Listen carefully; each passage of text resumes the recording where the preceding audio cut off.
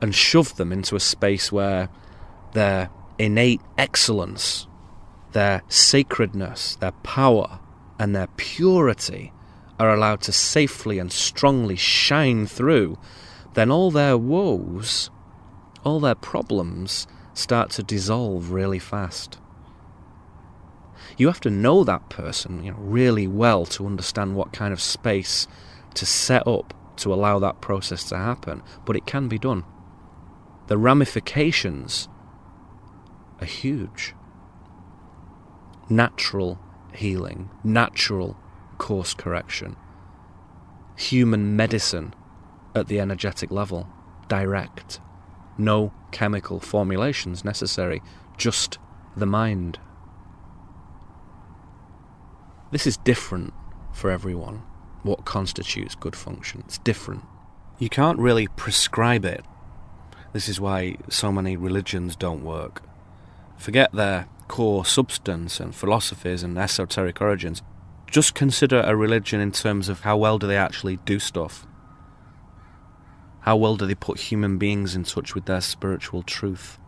Well, from what I've learned over the last 40 years, most of the religious systems, and I mean the big ones that we know about, don't work very well at all. Some of them are altogether broken. I think that has to be said, and I think that's fair to say. And many of them actually impede spiritual progress, which is kind of hilarious, really, isn't it? Considering that's all they're for. So we can't prescribe function for anyone. Nobody can do it for you. We can only help to support the mental space for it to unfold naturally. And that means almost a total absence of rules, beliefs, and restrictions. So let's approach this from a different angle for a minute, so we can see something new. A false dichotomy is where usually two contrasting views are put forward as the only options, whereas in reality there are others. For example, one of the most common false dichotomies that's presented to people is, do you believe in God or not? Yes. No. Yes. Don't know. Well, maybe. But not the God you probably mean. Or maybe it is. I don't know. Depends what you mean. Can you clarify what you mean? It's not a good question, is it? It's not a good question. And that's probably the correct answer when presented with a false dichotomy. Bad question. Try again, or I'm out of here. But in situations where there is a high degree of tension, many people, because they have not been trained to think for themselves, in fact they have been trained not to think for themselves, would rather choose from the options given. And in modern times, one of the most famous false dichotomies put forth was from our friend, negative polarity navigator par excellence, Mr. George W. Bush. And this was when he was speaking to Congress in September 2001, shortly after the World Trade Center was destroyed. And Bush said, either you're with us or you're with the terrorists. Now, particularly in pressured situations where there is a good degree of drama and anxiety, many people are tempted to just accept the offer of the dichotomy. If you've just seen the World Trade Center destroyed and you believe it was down to 19 Arab hijackers and that America is under attack, you might be forgiven for answering, I am with the Americans, I am with the American government. You bet I am. I'm with you, because I am against the terrorists. And stupid people do that, but they mean well, they just haven't thought it through.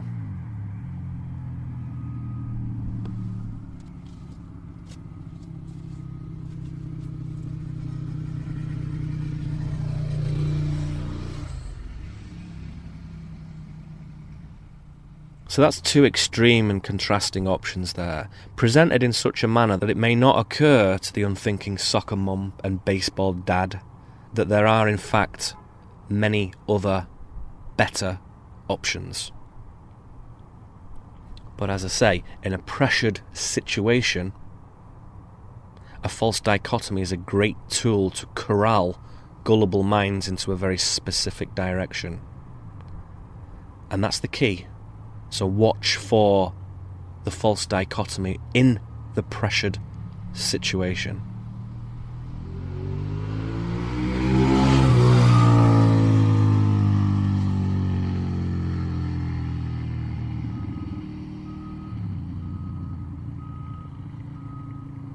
And that is a young man on a yellow motorcycle enjoying miles of unimpeded open road. He does look like he's enjoying himself. He has a measure of happiness, or should we say a measure of pleasure. As to his overriding happiness, we would have to consult with him to determine that, and that isn't going to happen. You see other uses of the false dichotomy. You often hear radio talk show hosts doing it with their callers or guests. Do you think this or do you think that? Do you think the sky is up or down? And when the guest tries to answer in a different manner or chooses to sidestep the question, the host is very insistent. Please don't avoid my question. Just answer, yes or no, up or down. I asked you a question. Answer the question. And when they say up, the host then goes on with another series of binary questions that move the person to a very unavoidable, predetermined point. It's not very clever, but it is if you don't understand the mechanism. It looks like the host is really, a super confident, well-informed person. They're not. They're just using yes and no gates to steer someone to where they want them to be. So technically, a dichotomy is simply a division into two parts, usually contrasting. A false dichotomy is where a fallacy is introduced that limits the situation to only a very small number of answers, usually two, when in fact, as we said, there are always others. And it's most commonly used to coerce people into choosing sides. You can see some very interesting uses of this. Ostensibly positive uses. Here's an example for you. He that is not with me is against me, and he that gathereth not with me scattereth abroad. And that is our friend Jesus. Matthew 12:30. In the Matrix, Morpheus says to Neo, if you are not one of us, you are one of them. And in Revenge of the Sith, Darth Vader says to Obi-Wan, if you're not with me, then you're my enemy. And Obi-Wan replies, most wisely, only a Sith deals in absolutes. Interesting. Is a positive false dichotomy okay? Or is it still bullshit? And we see that the corporate media and mainstream education are constantly pushing people into this either or, yes or no way of thinking. Are you a Christian, or an atheist, or an agnostic? Are you a Democrat or a Republican? Which is it? Do you like rock, or pop, or jazz, or classical? What do you like? What music do you like?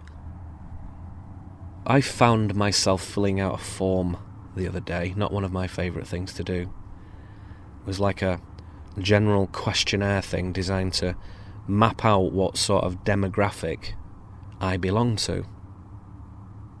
And for nearly every answer, and I was doing this very legitimately, not just to be awkward, I answered other from the available options. Is it this, or other? And I kept answering other. And I realised that really my form would not be terribly useful to the system, which makes sense. Makes you think about bad questions, bad setups, bad data gathering and bad presentation.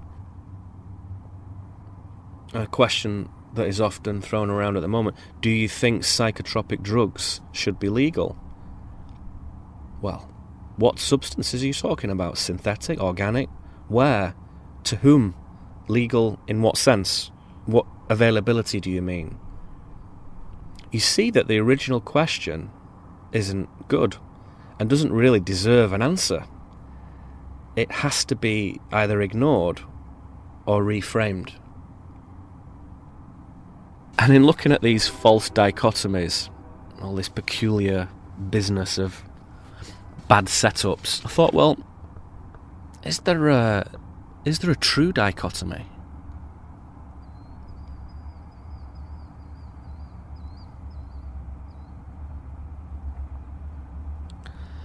And the way I'd approach that is to say, well, I have seen that there is most certainly a line that we all draw in our lives that represents our preparedness to investigate truth. An ontological line. That is a line that marks out our philosophical attitude to existence and reality. Everyone has it in their lives, this line. Some people approach it in their 20s and play around with it a bit and then turn away from it and draw back and never approach it again. A lot of men do that. Other people continually dance around it, tiptoeing on the edges of it, throwing a toe or two over the edge and then pulling them back fast. There is a deep inner knowing, a sort of core human understanding buried inside the DNA that tells us if we cross over that line, our preparedness to move into truth, then everything is going to change. Everything.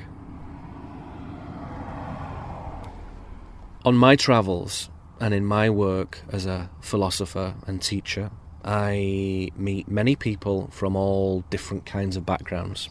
And lots of those people, particularly here in America, come from religious backgrounds. They had religious upbringings. As young men and women, they were brought up in Christian or Catholic or Jewish or Mormon or Jehovah's Witness or Methodist households, whatever. They went to church. They were schooled in the doctrines of those religions. They read stories, they read scriptures, they met with priests and bishops. And they were asked to consent to certain beliefs, codes of conduct and specific ways of living. Some in very fundamental ways, it has to be said. Some quite disturbing, in my view. Now, most of the people I meet are seriously interested in the nature of existence. And very committed to unravelling some of the mysteries of this world. They have an appetite for self-discovery and are keen to explore the underlying architecture of reality. Some of these people are into psychology, some the paranormal, some mysticism, some shamanism, all kinds of interesting approaches to this stuff. But whatever the approach, whatever they decide to do, however they come at it, almost all of these people inevitably reached a point earlier on in their journey where, through their own profound contemplations, they were compelled to move away from their religious traditions, to leave them behind. And why is this? Is that necessary? Why not just remain a Christian or a Mormon or a Jew? Why not? Why not stay there and do this stuff, do this investigation of reality? Well, the answer is always the same. The learned holy men in these religions, and they are invariably men, these men can only take the personal investigation of reality so far. And when these religious elders are confronted with a very bright and eager student of spiritual knowledge and truth who demands, rightfully, understandably, answers, who seeks more empowering and esoteric knowledge, it becomes obvious that that elder